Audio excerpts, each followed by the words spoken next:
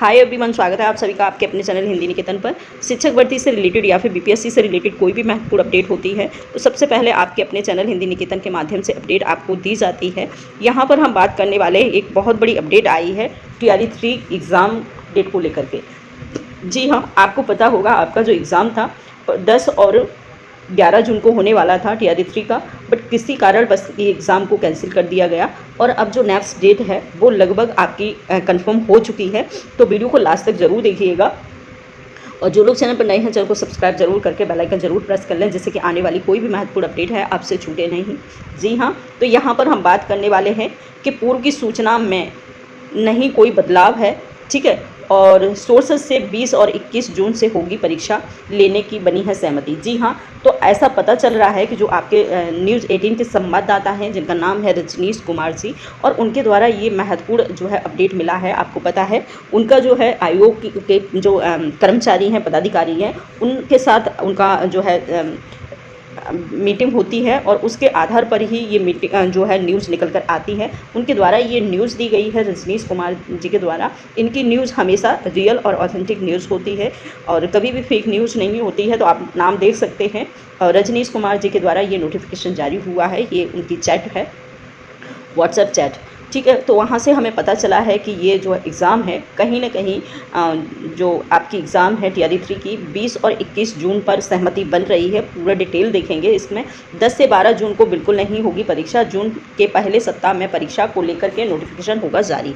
यहाँ पर आप देख सकते हैं आपका जो एग्ज़ाम है वो इन्होंने कहा है कि जो है जून के प्रथम सप्ताह में, यानी कि 5 या 6 7 जून के बीच में आपका जो नोटिफिकेशन है एग्ज़ाम के विषय में वो जारी कर दिया जाएगा, एग्ज़ाम डेट के विषय में। और वहीं से आपका जो है पता चल जाएगा कि आपकी एग्ज़ाम कब होगी, ठीक है। लिखा हुआ है मतगणना और मतदान और मतगणना केंद्रों की वजह से सेंटर लिस्ट फाइनल नहीं हो पाई है। बट अब जैसे ही 4 तारीख को आपको पता है आपकी मतगणना जो है हो जाएगी, उसके बाद चुनावी जो भी कार्यक्रम है वो सारा का सारा समाप्त हो जाएगा और उसके बाद ही ये सेंटर लिस्ट जारी कर देंगे।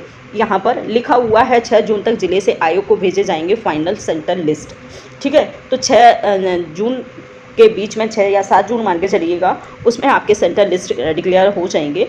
यहाँ पर लिखा हुआ है साथ ही सेंटर कोड भी दे दिए जाएंगे। जून के दूसरे सप्ताह में एडमिट कार्ड जारी करने का लक्ष्य है। राज्य के 25 जिलों में परीक्षा केंद्र बनाने पर सहमति बनाई गई है। पूर्व के किसी भी परीक्षा केंद्र पर नहीं होगी परीक्षा। जी हाँ, जैसा कि आप लोगों को पता होगा जो आपका एग्ज़ाम था मार्च में होने वाला था, वो बहुत सारे परीक्षा केंद्र ऐसे थे जहाँ पर पहले से ही ये कन्फर्म होता था कि यहाँ से पेपर लीक होता है। तो कहीं ना कहीं जो ऐसे चिन्हित जो परीक्षा केंद्र हैं उन पर अब कोई भी परीक्षा केंद्र नहीं बनाया जाएगा और नए ही परीक्षा केंद्र बनाए जाएंगे, ठीक है।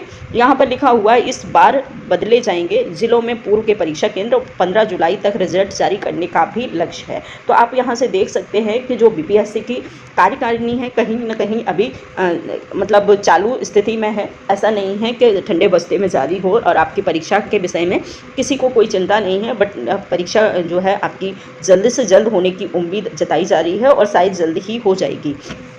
यहाँ पर उन्होंने पहले भी दिया था 10 और 11 जून की जो एग्ज़ाम होने वाली थी उसमें भी इन्होंने लक्ष्य यही दिया था कि 15 जुलाई तक आप इसका रिजल्ट डिक्लेयर कर देंगे और इसमें भी यही जारी हो रहा है कि 15 जुलाई तक लगभग इनका जो है रिज़ल्ट जारी करने का कोशिश करेंगे, ठीक है।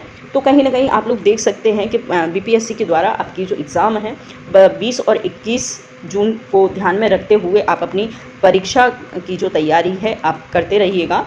इसके बाद हम बात करेंगे 5 अटेम्प्ट और डोमिसाइल लेने के साथ ही हम बात करने वाले हैं कि जो है करेक्शन, जिन लोगों का जो एग्ज़ाम फॉर्म फिलअप किया था उसमें कोई करेक्शन जो है मिस्टेक हो गई थी उनसे और किसी कारण बस अब क्या उनमें करेक्शन हो सकता है। तो बहुत सारे ऐसे लोगों का जो है कमेंट आता है, तो मैं उनसे कहना चाहूँगी कि बीपीएससी हर बार कोई भी एग्ज़ाम हुई हो, जैसे TRE 1 और TRE 2 हुई है, तो उसमें उसने कोई ना कोई एक सीमित जो वक्त दिया है और उस सीमित वक्त में उसने एक ऑप्शन भी दिया है जिसमें उसने कहा है कि जिन लोगों का कोई भी अगर फॉर्म फिलअप करते वक्त कोई भी मिस्टेक हुआ है, कोई गलती हुई है, तो आप उसे सुधार कर सकते हैं। सुधार के लिए 2 या 4 दिन का आपको वक्त ज़रूर मिलेगा, अभी नहीं तो परीक्षा के बाद, ठीक है। तो आप उसमें चिंता करने की कोई बात नहीं है क्योंकि आपका करेक्शन के लिए आपको ज़रूर वक्त दिया जाएगा। साथ ही हम बात करें डोमिसाइल की और बात करेंगे हम फाइव अटेम्प्ट की। तो आपको पता है, एक मैंने इससे पहले एक वीडियो बनाया था, उसमें हमने एक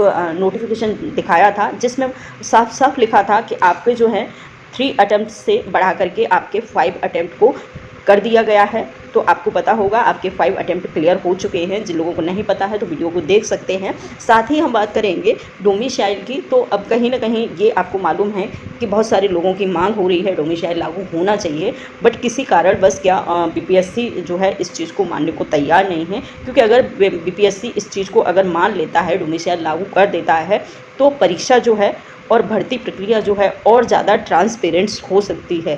बट बीपीएससी शायद ऐसा नहीं करना चाहता, क्योंकि आपको पता है डोमिसाइल लागू होगा तो बिहार राज्य के जो भी कैंडिडेट हैं सबसे ज़्यादा फ़ायदा उनको होगा।